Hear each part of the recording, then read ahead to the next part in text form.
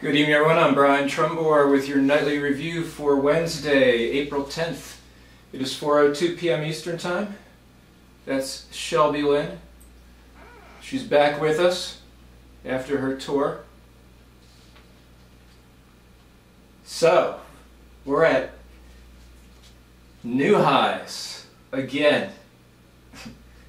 This is unbelievable. So the Dow Jones finished up 126 points to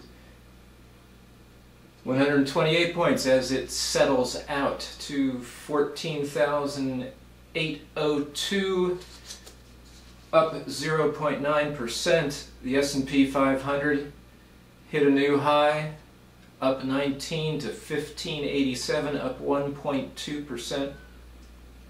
NASDAQ up 59, up 1.8% to 3297. Shares of Apple were up $8 and Google up 12. So much for Friday's poor jobs report. Gold closed at $15.57, down $29. Oil $94.50. And with money moving into equities, it moved out of treasuries to a certain extent, and the 10-year yield rose to 1.81%. So, the FOMC, the Federal Reserve's Open Market Committee, released the minutes of the March meeting, which was March 19 and 20. They were released 5 hours early today at 9 a.m. instead of 2 p.m. It was an accidental release last night to a group of congressional staffers that made the Fed have to release the minutes early. But again, the minutes were from a March 19 and March 20 meeting, and the Fed said then in these minutes that if the outlook for labor market conditions improved as anticipated, it would probably be appropriate to slow purchases later in the year and to stop them by year end. But Friday's jobs report was awful. So ergo, they're just going to keep printing money. And that's what the market likes. In Washington, President Obama unveiled his 2014 spending plan, $3.8 trillion budget. 65 days late. Several $trillion short by Republican standards.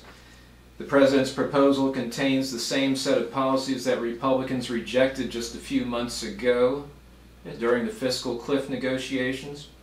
Putting that plan into writing has failed to change many GOP minds, but it allows Obama to argue that he has met their demands to cut. Obama said, "When it comes to deficit reduction," he said this today at the White House, "I've already met the Republicans more than halfway." He challenged Republicans to demonstrate they are as serious about the deficits and debt as they claim to be. Well, it's not even clear who's going to be doing the negotiating. House Speaker John Boehner and Senate Minority Leader Mitch McConnell on the Republican side have already said they are out of the picture. House Republicans are resisting putting together a conference committee that would be headed up by House Budget Committee Chairman Paul Ryan and Senate Budget Committee Chairman Senator Patty Murray, Democrat of Washington. Meanwhile, Obama's campaign to woo GOP moderates and form a caucus of common sense in the Senate is moving at a glacial pace and producing few converts, as reported by the Washington Post's Lori Montgomery. Senator Orrin Hatch of Utah said, "I really appreciate the president reaching out and trying to meet with members, so I commend him for that. I look look forward to seeing what he wants to discuss at a dinner tonight. Unfortunately, it seems to always come down to revenues and more taxes, and we're just not going to do that.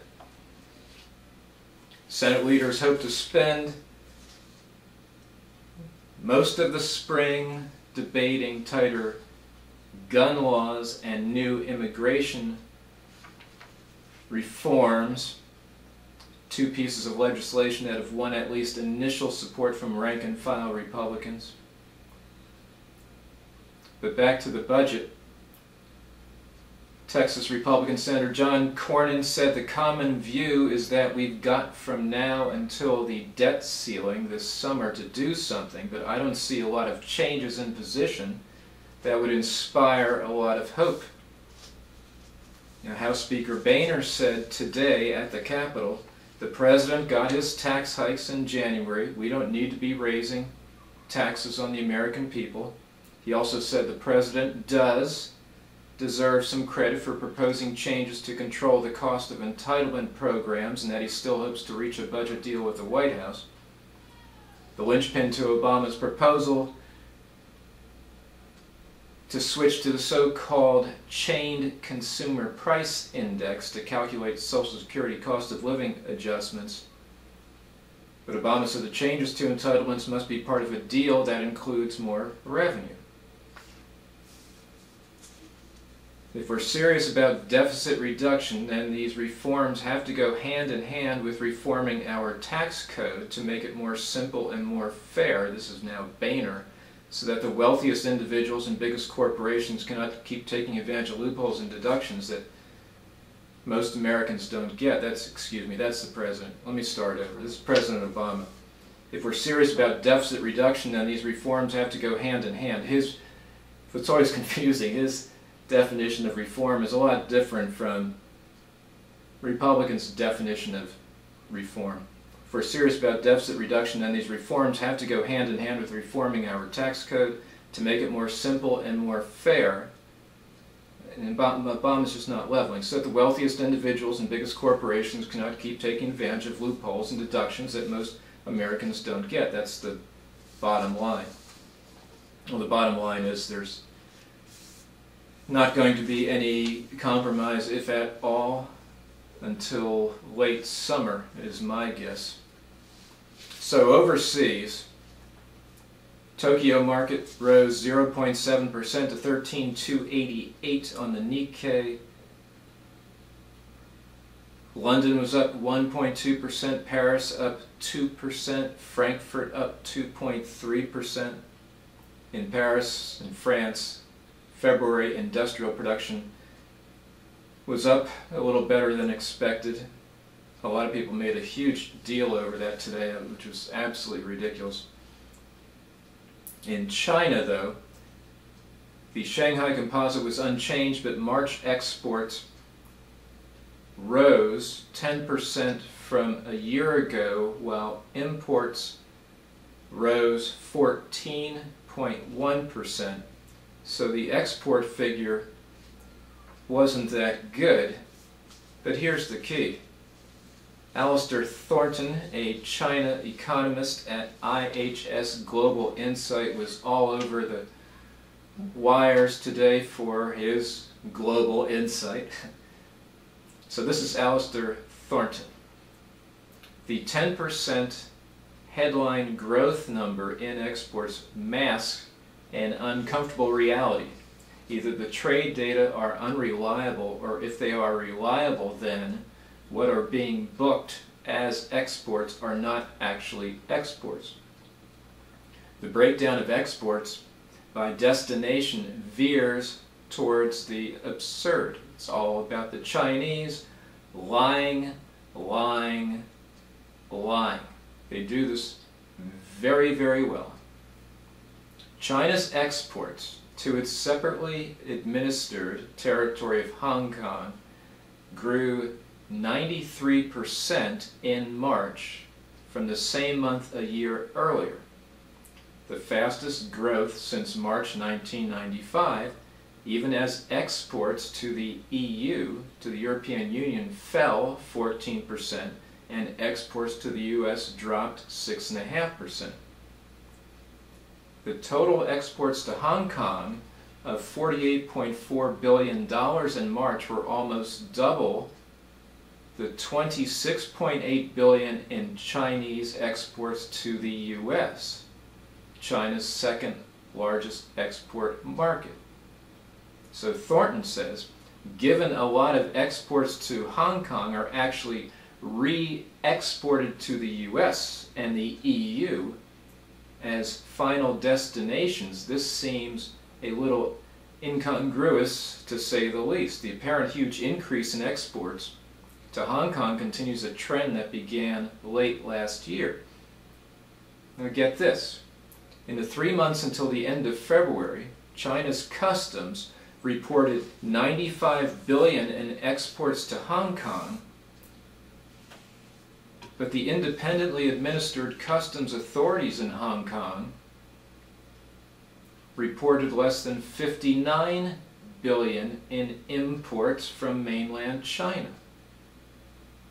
Almost all of it for, again, re-export to other countries. A similar, although less pronounced dynamic appears in exports to Taiwan, with Beijing reporting an increase in exports to Taiwan of 53% in January, while Taiwanese figures showed a 35% increase in imports from mainland China that month. This is from the Financial Times. There is also strong evidence that many exporters are faking export orders in order to take advantage of government tax rebates for exports. Some analysts have also suggested that local governments, well, this has been the case for forever, local governments may be pressuring exporters to book future orders so they can show good figures out of their jurisdictions to please China's newly installed leaders, which makes perfect sense. It's not right, but that's the China way. You know, I told you how the European markets rallied big time. There wasn't any good news out of Europe. The news, I honestly think, is worsening. When we were told last fall that it was only getting better. It's a bunch of BS. Brussels turned up the pressure on the French government, this is all today, to overhaul the country's sputtering economy more quickly, issuing a stinging report on Wednesday, as reported by the Financial Times, that argues President Francois Hollande's reform efforts thus far have been insufficient to restore the country's competitiveness. The report, one of 13 issued on the EU's most troubled countries, outside the 4 in full-scale bailouts, warned that France's shrinking share of global exports and diminishing growth prospects are likely to continue unless more is done to make the country's labor market more flexible. You know, the French 10-year is at like 1.85%. Why? I have no freaking idea. In addition, the EU warned that France's increasing sovereign debt levels, which are expected to rise to 93.8% of economic output next year, are not only choking off growth prospects but are threatening the country's banking system and the broader European economy.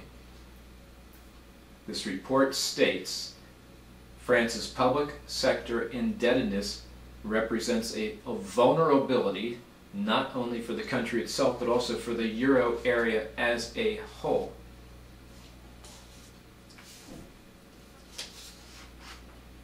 In Italy,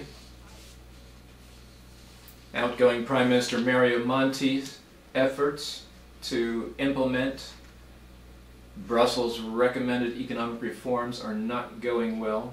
This same European Union report, European Commission, argues that Mr. Monti's overhauls have put Italy on the right path, but the Commission sent a clear message to whoever emerges as his successor that failure to follow through with the reforms could make Italy vulnerable, there again that word, vulnerable to market shocks in the future. The Commission's Italy report warns to support fiscal consolidation and unleash the country's growth potential, the gains from structural reform should be secured by ensuring their full implementation and maintaining the reform momentum. But Pier Luigi Bersani, the head of the Democratic left in Italy, and former Prime Minister Silvio Berlusconi, head of the conservative right, just met, I believe, last night for the first time since the February election. April 9 compared to February 24, 25. The European Commission has warned that Spain and Slovenia must quickly tackle the imbalances in their economies. Spain has already had its banking system bailed out, and Slovenia is widely expected to become the next to ask for a debt rescue. The Commission said the pair are the worst of the 13 European Union countries currently under review. But I thought all was well in Spain. They called on Spain to deliver a decisive reform program by the end of the month. Too much. Meanwhile, the euro rose to its strongest level since January 2010 against the Japanese yen, which doesn't do European exporters any good. It's funny. George Soros, very quickly here, has urged Germany to reverse its position on euro bonds or consider leaving the single currency, as he suggested that the euro's prospects would be improved if its most powerful member were to quit. Soros, in a Project Syndicate article, I'm not familiar with that, said the danger of default would disappear, as would risk premiums, if Germany left the euro bloc. Soros has always been a big proponent of euro bonds. I can't say I disagree with him.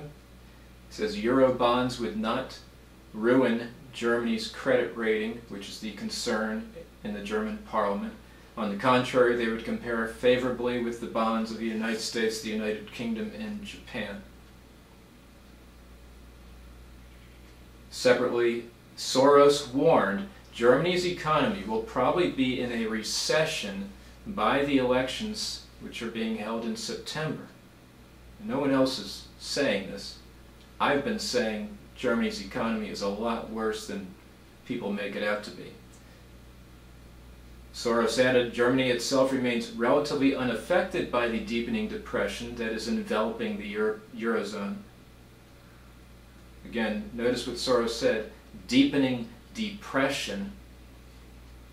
But, he added, I expect that by the time of the elections, Germany will also be in recession. I would say back in recession. And I'm not so sure they're really technically going to get out of it. Well, that's all for today. I'll be back with you tomorrow, Thursday. Take care.